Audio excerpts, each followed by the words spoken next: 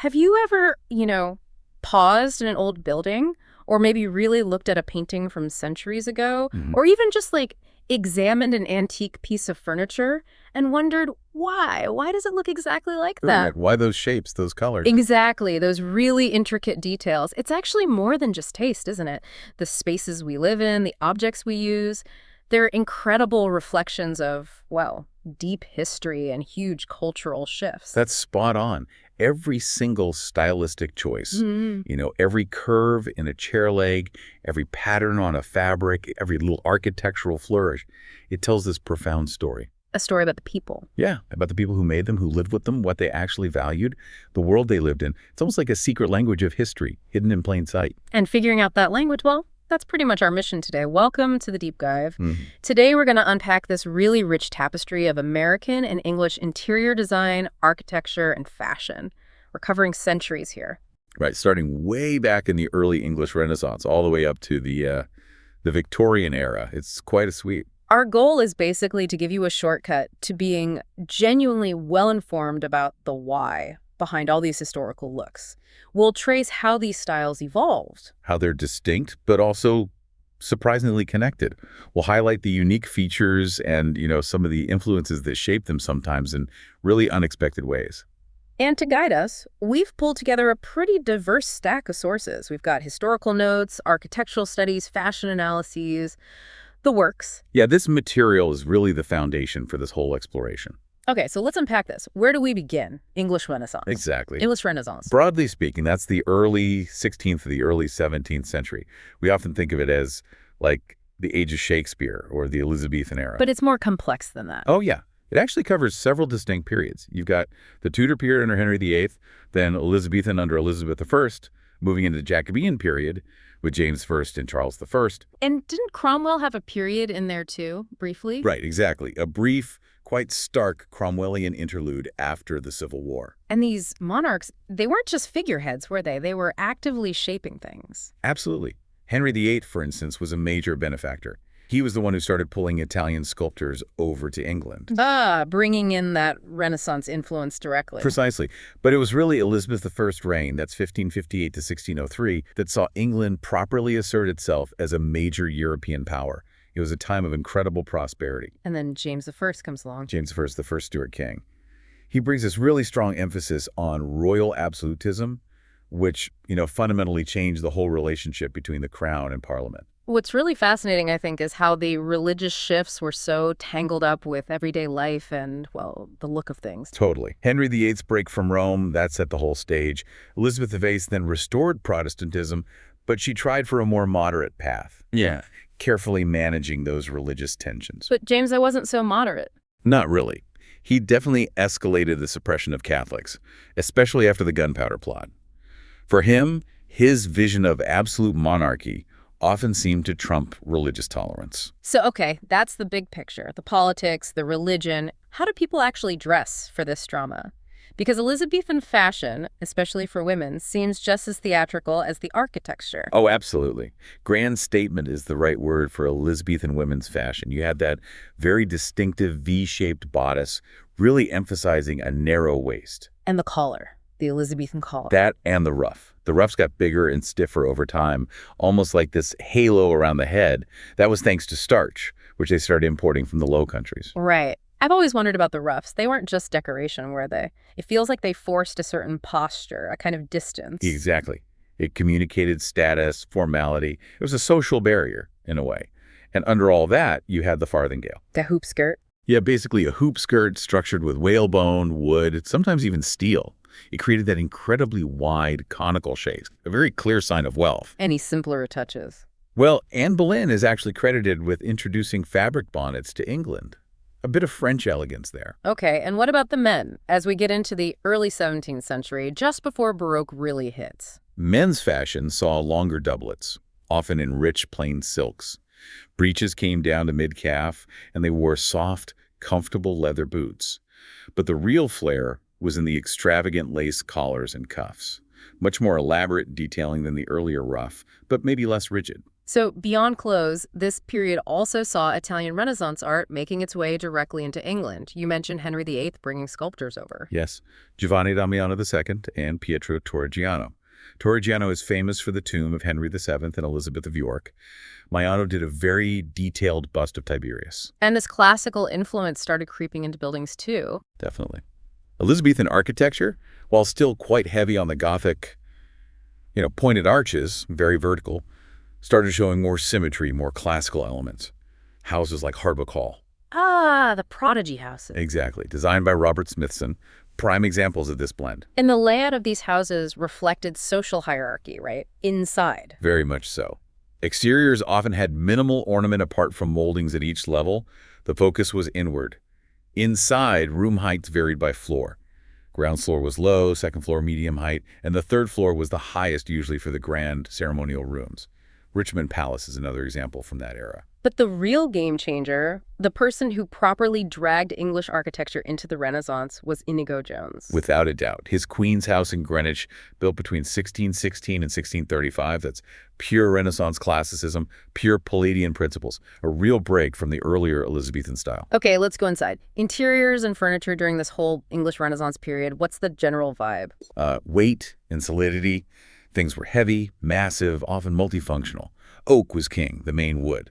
And you see this mix of older Gothic motifs, like linen fold paneling, alongside newer French Renaissance details, like arches. It really captures that transition. You mentioned multifunctional. Tudor furniture had some fascinating examples, didn't it? Like the cacatoire. Yeah, the French gossip chair. Yeah. Bit lighter, more social. Yeah. And the wainscot chair that seems to have come from the idea of literally taking wall paneling and turning it into a movable solid back chair. Practical. And they were clever with space, too. Incredibly. The chair table, the back flips down to become a table. Perfect for small homes or taverns. Then you had the table dormant, the master's fixed table, signifying his status. Draw tables had pull-out leaves for expansion. Hutch tables combined serving space with storage underneath. Even ombres, food cupboards basically, often had beautiful pierced carving for ventilation. Moving into Elizabethan interiors, things get more decorative. Yes, definitely more elaborate. Parge work, that incredibly detailed plasterwork, created these stunning 3D effects, especially on ceilings. And strap work became popular, looking like cut-out leather strips or ribbons used as ornament. And romaine work. What's that? Think of a classical head, like a profile bust, carved in a medallion, almost like a cameo set into furniture or wall panels. What about floors and walls? Flooring was usually practical brick, flagstone. Walls often had rich wood paneling or maybe tapestries, sometimes framed paintings. Windows were still relatively small, often with diamond-shaped panes, although oriel windows and bay windows started appearing, hinting at a desire for more light and views. And the Elizabethan furniture itself, did it lighten up at all? A bit. It became more carved, more ornamental than Tudor furniture. You see that distinctive bulbous leg-turning deep carvings, and crucially, they stopped painting it, letting the beautiful oak grain show through. Still quite rectilinear, but generally felt a bit lighter. Any key innovations? The court cupboard was a big one. And motifs like the cup and cover, sort of like a turned chalice shape and the Ionic scroll, were everywhere. Simpler pieces still existed, like throne or turned chairs, Glastonbury chairs, and sturdy joint stools, often using that robust mortise and tenon jointing. Then into the Jacobean style. Still solid. Still solid, still straight-lined, but generally a lighter scale, more refined than Elizabethan. Wainscoting on walls was often divided by pilasters, giving a more structured look. Fabrics got more elegant, brighter colors came in. Wood paneling was still common, but early forms of wallpaper started appearing too. And new types of furniture for practicality? Yes, things like drop-leaf tables and gate-leg tables, really handy for smaller spaces or occasional use. Chair seats and backs started getting upholstered and nailed, showing a move towards comfort. Legs often had elegant spiral turns or carved scrolls. Still mostly oak, but walnut was becoming increasingly popular. I've heard of the farthingale chair. Right. Designed specifically with wide arms, or no arms, to accommodate those massive skirts. You also had sturdy oak joint stools and the carved oak table settee, a bench seat that opened up into a storage chest. Very versatile. Oak-side tables with folding tops and those long, impressive oak refectory tables for dining were also key pieces. And then that brief, stark period Cromwellian. Yeah, emerging during the Civil War around 1642. After Charles VI's execution, things got much simpler, more austere. So less carving. Much less. You see practical knob turning on legs and posts, lighter scaled chairs. Backrests might have crescent-shaped rails or maybe an arcaded back. Stretchers between the legs were usually two-level for stability. But interestingly, fully upholstered pieces started appearing more frequently, suggesting comfort was still desired, even in austere times. Which brings us to a huge shift. The English Baroque, or the Restoration period, 1660 to 1714, kicked off by Charles II getting back on the throne. Exactly. That led to economic growth, nobles regaining political power. But it wasn't exactly stable. Still religious conflicts. Oh yes. Ongoing clashes between Anglicans, Catholics, dissenters. Charles II even secretly promised France he'd convert to Catholicism in the Treaty of Dover. Shows you the political maneuvering going on. But things shifted again with William and Mary in 1689. Big time. Their joint reign really cemented the victory of Protestantism in Parliament. You see that in the Toleration Act of 1689. And this is when Baroque influence, which was already strong in Holland and France, properly exploded in England. A whole new level of grandeur. How did fashion reflect this new theatricality? Men first. Men went all out. Yeah. Heavy, long, curled, full-bottomed wigs. Charles II made those hugely popular. They were a major status symbol. Sleeves got longer and tighter, ending in large cuffs. Breeches were narrower, fastened at or below the knee. Very dramatic look. And women. What Yeah. replaced the farthingale? The mantua became the key silhouette. It was a looser gown with an overskirt dramatically draped at the back. Still a boned bodice, but maybe a relative simplicity compared to Elizabethan stiffness.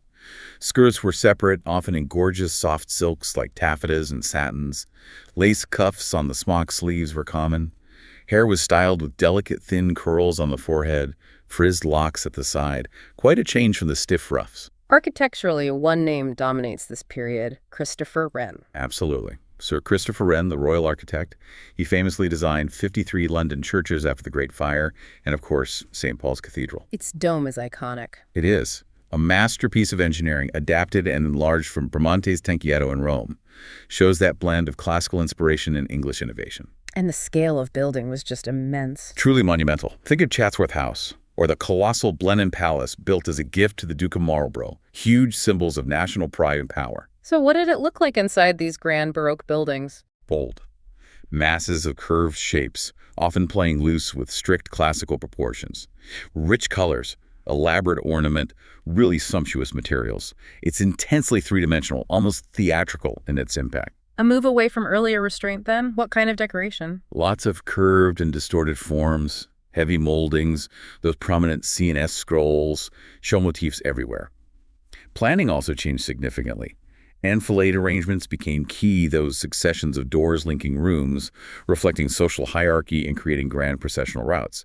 And importantly, corridors and back stairs were introduced for private, functional access, separating servants from the main spaces. So walls weren't just simple paneling anymore. Often rich wood paneling, yes, but frequently carved with incredibly elaborate motifs.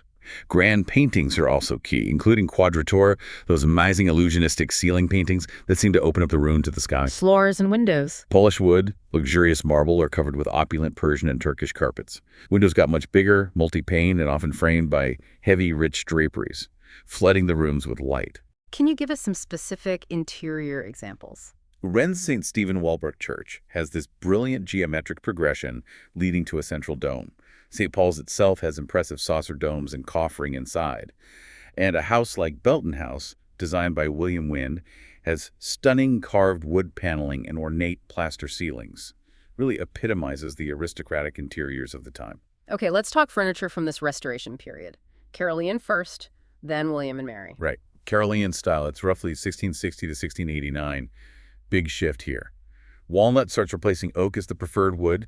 Ornamentation becomes incredibly rich, lots of carving, lots of turning. And comfort starts to become a bigger deal. Definitely.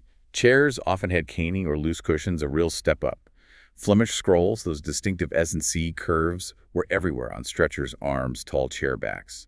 You also see oysterwork veneer using cross-sections of branches to create these amazing patterns. Luxury and comfort were increasingly emphasized, lots more upholstery. And crucially, this is when the elegant cabriole leg starts to emerge. So we're thinking of pieces like wingback chairs or sleeping chairs. Exactly. Ultimate comfort pieces. Also, intricately carved and gilt armchairs, those tall, spiral-turned walnut armchairs with pierced backs and bun feet.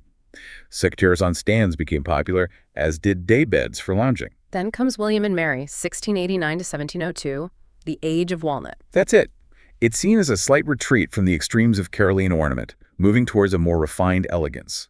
C&S scrolls are still pervasive, but legs get more varied, turned, trumpet-shaped, or different versions of the cabriole leg, often with heavy turning and those distinctive knobbed bun feet. Upholstery became even more luxurious. Absolutely. Leather, tapestries, beautiful crewelwork embroidery, rich silks, velvets. Chairs became a bit lighter in form. Sometimes you see armrests ending in ram's horns. Backs were typically tall and narrow, and they often had X-shaped stretchers, sometimes with a little finial in the middle, the saltire cross. What kind of pieces define this style? William and Mary side tables, dressing tables, writing tables became common. And the highboy, that tall chest of drawers on legs, became hugely popular for storage. Often had cabriole legs and carved pendants.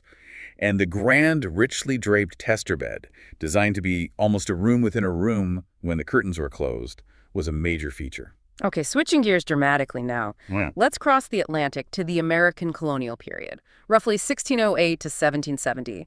Mostly English settlers initially, but others contributed too, right? Absolutely crucial to remember.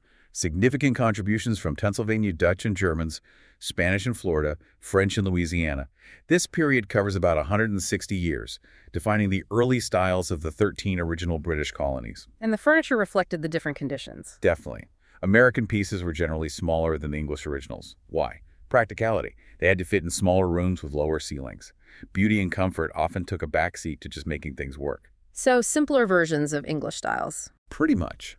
Simpler furnishings, often brilliantly adapted from Elizabethan, Jacobean, and William and Mary forms.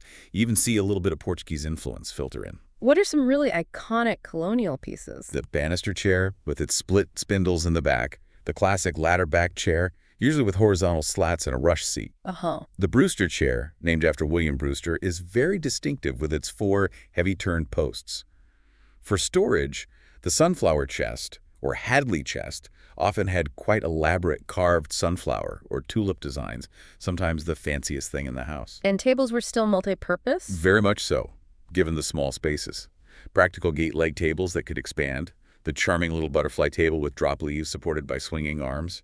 You also had the more severe, solid-backed wainscot chairs, and that ingenious chair table again back pivots down to form a table, common in taverns. What about case furniture, like chests? The lowboy was popular, basically a chest on legs, often with shaped aprons below the drawers, flat stretchers, and bun feet.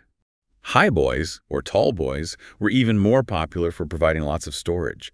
The top unit could often lift off for easier moving. And tester beds were common, providing privacy and warmth with their curtains. And the houses themselves, what were they like? Early colonial. Fundamentally adaptations of English medieval houses. Often had a wooden lean-to added on the north side for protection against the wind. Smaller cottages might have clapboard siding, maybe a thatched roof, and chimneys made very simply from twigs coated in wattle and daub. Wattle and daub, that's the woven sticks plastered with mud mix. Exactly. A mix of woven wooden strips daubed with wet soil, clay, sand, dung, straw, whatever was available. Resourceful. Half timberwork was also common, where you see the timber frame and the spaces are filled with brick, plaster, or that wattle and daub again. Different regional styles emerged. Yes, like the New England hall and parlor plan, the Garrison colonial with its overhanging second story, the New England salt box with that distinctive long sloping rear roof. But the Cape Cod house is probably the most iconic image we have. It really is.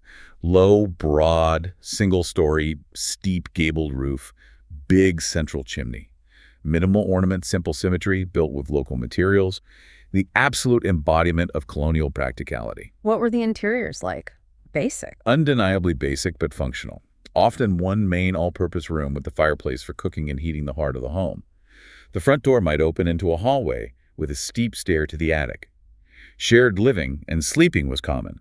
Walls were often simple vertical pine planks, sometimes with the structural timbers exposed. So pretty rustic. Very. If you look at, say, the Hoxie House in Massachusetts, interiors were dark, few tiny windows. You might see a half-attic loft with a rope bed, spinning wheels, wool winders, showing how vital home textile production was. They'd hang corn and food from the beams to dry. Heavy timber posts and beams were very visible. Sometimes plaster filled the gaps between timbers, and you'd see things like a trundle bed tucked under the main bed for kids, maximizing every inch. The Stanley Whitman house in Connecticut shows similar features. Yes, particularly the small practical windows. These were not houses for show.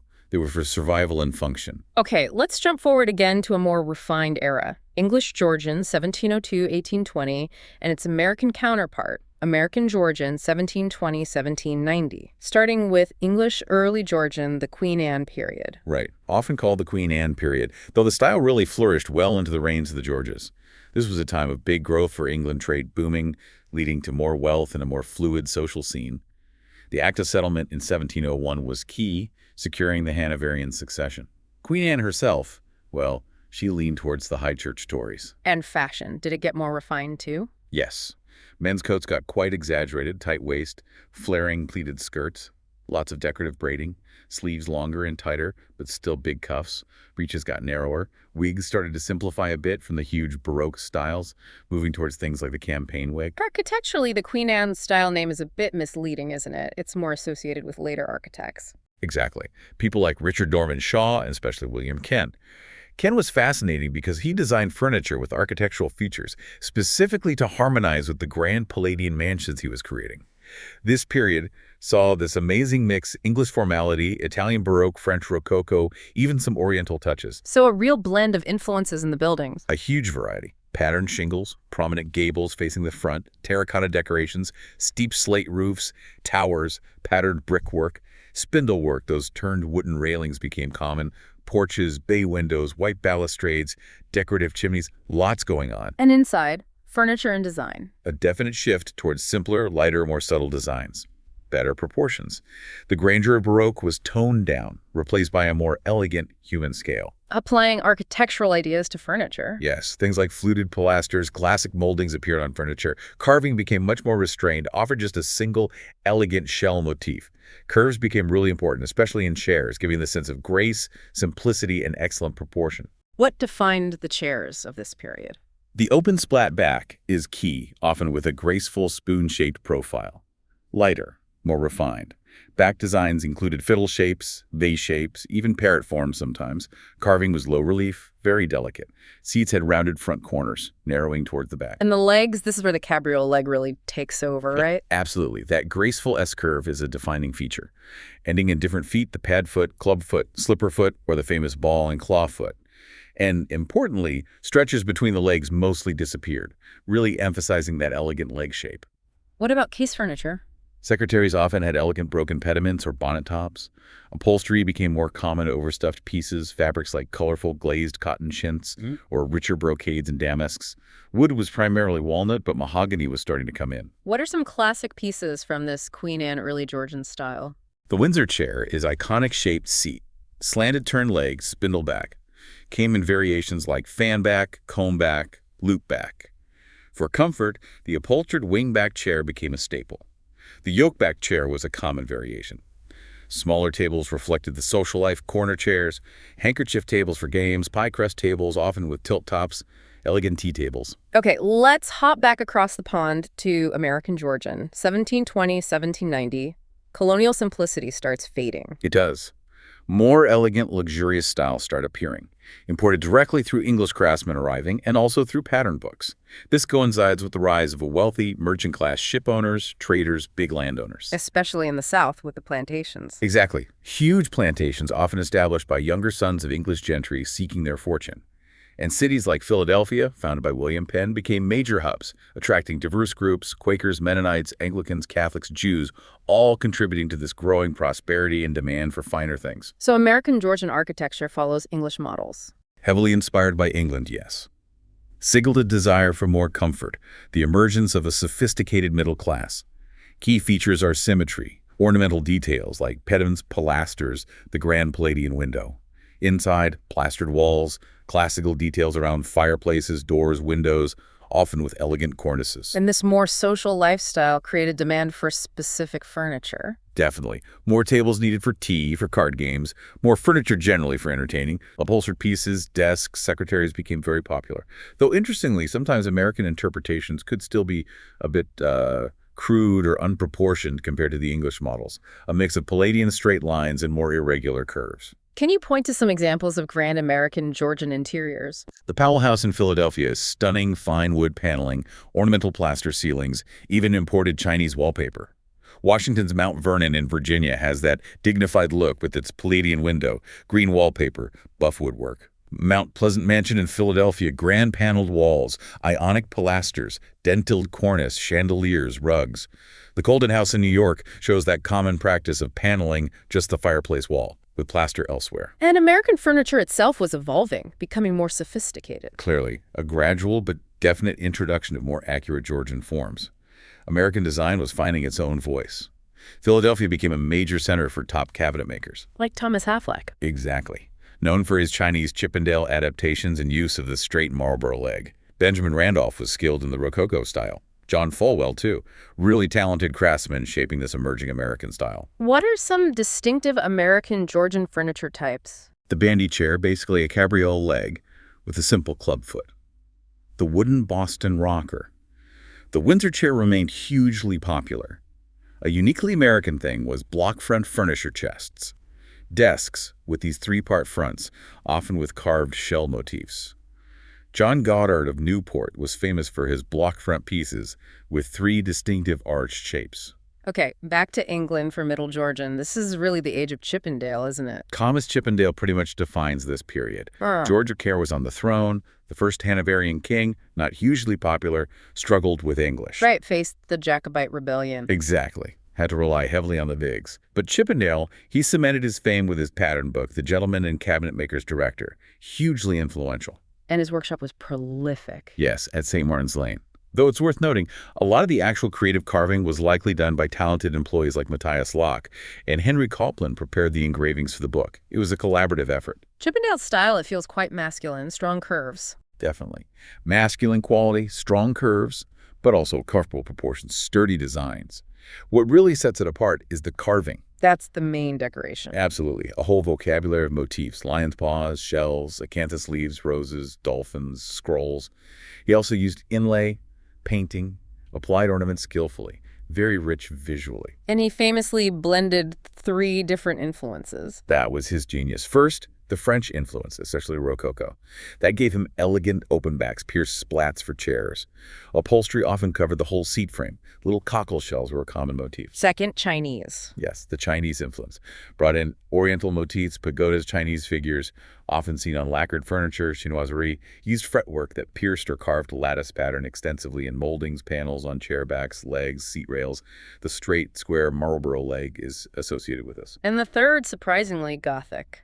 Right, the Gothic influence. You see it in carved details like the trefoil, three-lobed shape, straight front legs that look like columns, and tracery work on chair splats using pointed arches like cathedral windows. He just synthesized it all brilliantly. Some of his specific pieces are legendary. Oh, yeah. The ribbon-back chair, the curvier French chair, the classic yoke-back chair. He even designed garden seats.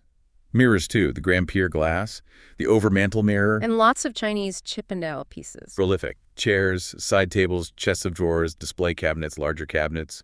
Same with Gothic Chippendale hanging bookshelves, bookcases, writing tables. You see Rococo influence in things like the highboy with its bonnet top and shell decoration and the matching lowboy. Plus functional things like basin stands, candle stands, reading tables, fire screens. And comfortable seating. The multi-seat Chippendale confidant. Various tables, too. Yeah. The pie crust tip-top table, the light Pembroke table with drop leaves, commodes, tea tables, writing tables, even a combined secretariat bedstead. Incredibly versatile designer. Which leads us to English late Georgian, about 1760 to 1820. George III is on the throne now. Long reign. Saw the 7 Years' War, lost the American colonies, fought Napoleon. Quite eventful. Very. Fashion during this time simplifies again. Sleeker coats for men. Women's dress gets more informal, lots of draped styles, thanks to imported cotton becoming more available. And the key figure here architecturally is Robert Adam. Absolutely. Scotland's most famous architect, leader of the classical revival. His big thing was the total design, not just the building, but everything in it, perfectly scaled and harmonious. His work hugely inspired furniture designers. And his influences were very specific classical sources. Yes. Rediscovered Greek architecture, published in books like Stuart and Rivette's Antiquities of Athens, frescoes from Pompeii and Herculaneum, even patterns from Etruscan bases. He synthesized it all. His interiors were his great achievement, right? The complete package. Totally. He loved interesting room shapes like octagons and hexagons, used classical motifs like winged griffins. His plasterwork was revolutionary applied motifs, often painted or gilded, very refined. He even designed Wedgwood china to match. Simpler moldings than Baroque? Much simpler, often used dentils, delicate stucco ornament on friezes, cornices, ceilings, sometimes paintings applied directly to the wall or on paper or canvas. Plaster walls were common. He'd even designed the carpets to coordinate exactly with the walls and ceiling. A unified vision. What were his signature motifs and materials? Complex pastel color schemes, delicate inlays, subtle gilding, floral motifs, festoons, slags, ribbons, garlands, arabesques, architectural motifs from Roman stucco, sphinxes. He preferred smooth veneers over carving for wood finishes. Can you mention some key Adam houses? Croom Court, with its amazing tapestry room. Scion House, especially the anteroom, with its green scagliola, that polished plaster mimicking marble, and the long gallery.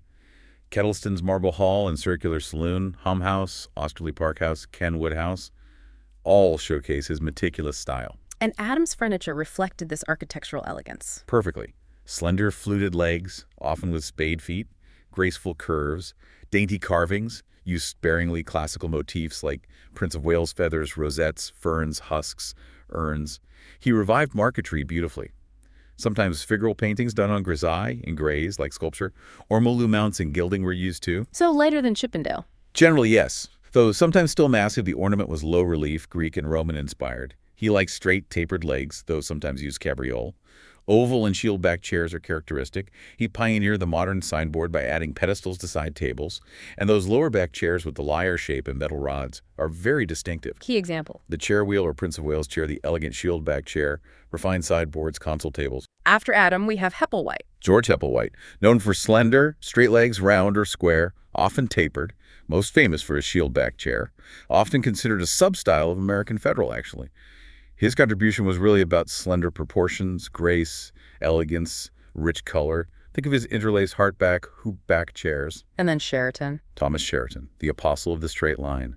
Favored turned or reeded tapering legs, often with a spade foot, designed elegant rectangular chair backs with various splats, raised splat, urn, swag designs, all about refined simplicity. Okay, that brings us neatly to the American Federal period, 1790-1830.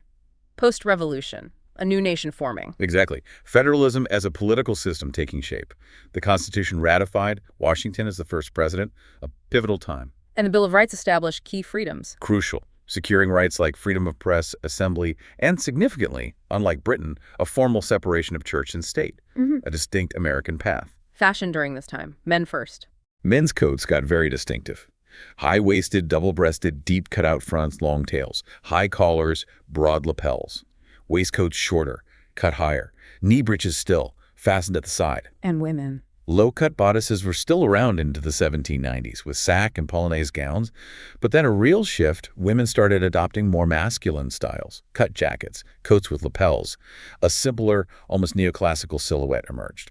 Architecturally, a classical style developed in America to symbolize the new republic. Very much so.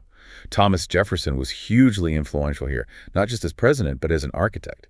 His design for the rotunda at the University of Virginia, the pavilions demonstrating Roman orders, his own home, Monticello too, with its neoclassical touches and clever design. And the U.S. Capitol building. A prime example. Those neoclassic domes became instant symbols of democracy. Architects like William Thornton and Benjamin Henry Latrobe were key in translating those classical ideals into American civic architecture. Two main architectural styles dominated. Greek Revival. Greek Revival, yes.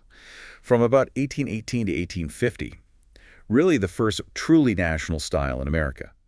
Hugely popular because of its associations with democracy, classical tradition, very adaptable, found everywhere, from grand buildings like the Custom House in New York down to simple homes. And Gothic Revival alongside it. Right, based on English and French medieval styles, associated with religion, nature. Trinity Church in New York by Upjohn is a famous example, bringing medieval forms to the New World. Interior design in the American Federal period, a distinct American style emerges. Yes, influenced by French Directoire and Empire, plus English Hepplewhite and Sheraton. The term federal refers to Hamilton's political party, sometimes called American Empire. It really marks the first truly distinct American style, fueled by national pride and growing interest in the arts. And the American Eagle became a big motif. Hugely. The American Eagle era. Lots of inspiration drawn from Greece and Rome, reflecting those Republican ideals. Interiors usually had a symmetrical plan, central hall with a grand stair, and increasingly specialized rooms for different functions. What about specific decorative elements? Mirrors were very popular, often convex, gilded frames topped with that eagle. Fireplaces became elegant, marble, often with pilasters or caryatids. Lots of imported English and European pottery, Chinese export porcelain, but also increasingly American-made glass and china. Any specific building interiors that exemplify this? Thornton's Octagon House had that cool circular entrance hall. The Gardner Pingree House in Massachusetts showed Adam-style wallpaper and trim with Heppel-white furniture. And Jefferson's Monticello with its ingenious arrangements, like the bed alcove between his study and bedroom. Federal furniture, delicate straight lines, Sheraton influence. Especially early on, yes. Delicate lines, Sheraton influence strong. Mahogany was a favorite wood, often beautiful veneered surfaces. And innovative timbre doors, those flexible slatted doors, appeared on storage pieces. And the most famous name is Duncan Phyfe. Arguably, yes. Designed in Sheraton, directoire, Empire styles adapted throughout his career. His later designs got heavier, reflecting French Empire influence. Claw feet, bracket feet, heavy pedestal tables, lots of metal mounts. Used various woods, too. The lyre motif was a signature element, like on the Duncan Phyfe sofa. Other key Phyfe pieces. His Empire-style chairs are great American adaptations. Practical work tables and card tables for needlework became popular. Another key figure was Samuel McIntyre from Salem, Massachusetts. He followed Heppel-white-style shield, oval, or lyre-backed chairs, designed the elegant McIntyre sofa. Okay, now for English Regency, 1811-1820, a short but distinct period. Very distinct. George IV acting as Prince Regent for his father, George III, a time of relative peace after Napoleon's defeat in 1815. And George V himself was quite a character, influencing the taste. Hugely. Known for extravagance, complex personal life, his secret marriage to Maria Fitzherbert, his unhappy official marriage to Caroline of Brunswick, his tastes shaped the era. Fashion shifts again, women's wear. A move from the narrow empire line to a softer bell shape, fuller skirts anticipating Victorian styles. White, still key for evening, but stronger colors came back for outerwear, like pelisses and Spencer jackets. Sleeves got little puss at the top. Waistlines rose again after Waterloo. Pin-tucking and Van Dyking trim were common. In men's fashion, tailoring becomes key. Absolutely. Quality wool cloth, impeccable tailoring set the standard for modern menswear. Fine wool and muted colors replaced silks. Pantaloons and trousers took over from breeches. Beaver hats, buckskin gloves, riding boots were essential.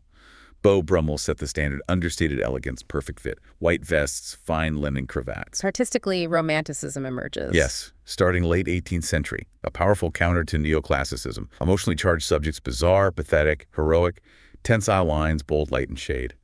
William Blake, the visionary artist and poet, created unique works like Pity. And John Constable. The great English romantic landscape painter, known for his evocative scenes of the English countryside, Dedham Vale, boat building near Flatford Mill, Salisbury Cathedral, capturing nature's grandeur but often with small human details. Regency architecture, a second phase of classical revival. That's right. Fewer new country houses built, lots of renovations. Eclecticism is the defining word, drawing from Roman, Greek, Egyptian, Chinese sources. Also called the Empire style of England, heavily influenced by George IV. Key architects, influences. Henry Hall and Thomas Hope were influential.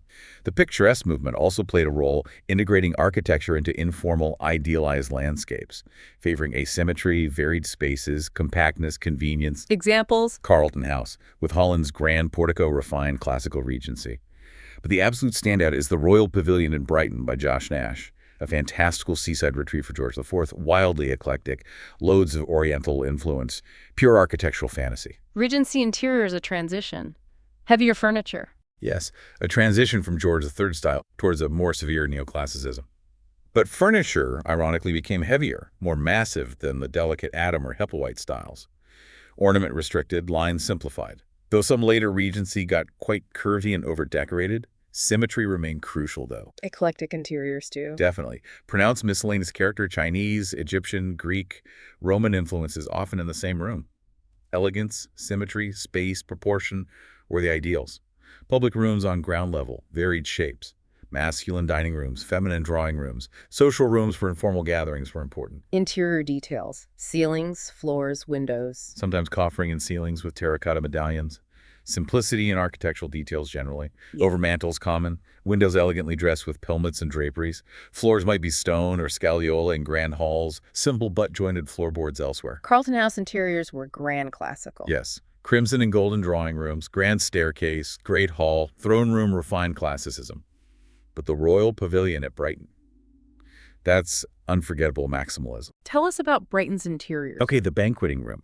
Highly theatrical, vibrant chinoiserie, dragons, lotus glass shades, music room, pagodas, snakes, flying dragons, Axminster carpet, lotus chandelier, just incredible fantasy.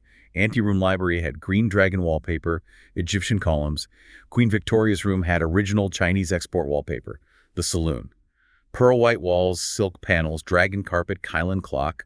Long gallery painted with trees, rocks, birds, ironwork imitating bamboo. Wow, it sounds completely over the top. It really is. Banqueting room gallery had palm tree columns, dolphin furniture. Music room gallery had a grand piano, console tables brought from Carlton House. A truly eclectic, lavish, imaginative mix reflecting George V's personality. Thomas Hope was an important furniture designer. Very. Published household furniture and interior decoration. His designs were largely derived from French Empire models, adapting that grandeur for England. Pieces often feature the monopodia table with a classical animal leg, like a lion's foot. Elegant dressing tables with incurved sides, paw feet. The sofa table with its extreme supports also became popular. Distinctive chairs. The armchair in Egyptian taste by George Smith, lion monopodia legs, gilded ebonized wood. And the Trafalgar chair light, elegant, often a morning chair, continuous curves, saber legs, spiral turning, often cane seat, other pieces. The chiffonier, armchairs with footstools, Regency cabinets, grand four-poster in state geds. Okay, final stretch. English Victorian, 1837-1901, and American Post-Federal, 1840-1880. Queen Victoria's long reign. Huge changes. Immense. Industrial, cultural, political, scientific, military change, massive expansion of the British Empire. The Age of Reform, Corn Laws repealed, Factory Acts, Chartism. Victoria herself was Protestant, preferred simpler services, which contrasts with the era's public display. Women's fashion changes dramatically with the crinoline. The crinoline frame was revolutionary. Supported wide skirts without layers of petticoats, evolved into an oval shape, skirts became gored for better fit, bodices often separate. Home dressmaking exploded thanks to the sewing machine, leading to tons of trim and decoration. Later, smaller crinolets and bustles created that dramatic rear silhouette. Men's fashion becomes more somber. Yes, reflecting the seriousness of business. The three-piece suit emerges as standard by the 1860s. Top hats, cravats for formal wear, bowler hats, ties for day wear. The morning suit also appears. Tailoring and fit remain key, building on Regency standards. Artistically, this is the age of realism. Yes, the positive age, faith in science, observation. Realism focused on truthful depiction of nature and contemporary life, also called Age of Rationalism, Imperialism, Science and Doubt, Progress. Different schools of painting? The realists in Paris focused on vision, light effects. The Barbizon school painted nature directly. The pre-Raphaelite Brotherhood reacted against academic painting, seeking moral seriousness, inspired by early Italian art. In America, the Hudson River School painted grand American landscapes. Key artists to know. Gustave Courbet, leader of realism, painted everyday subjects like the artist's studio, self-portrait, the desperate man. Honore Daumier, the brilliant caricaturist satirizing society, freedom of the press, Transnonan Street. Edouard Manet, pivotal figure, defied tradition with contemporary subjects like Le Déjeuner sur l'herbe, Olympia. Victorian architecture.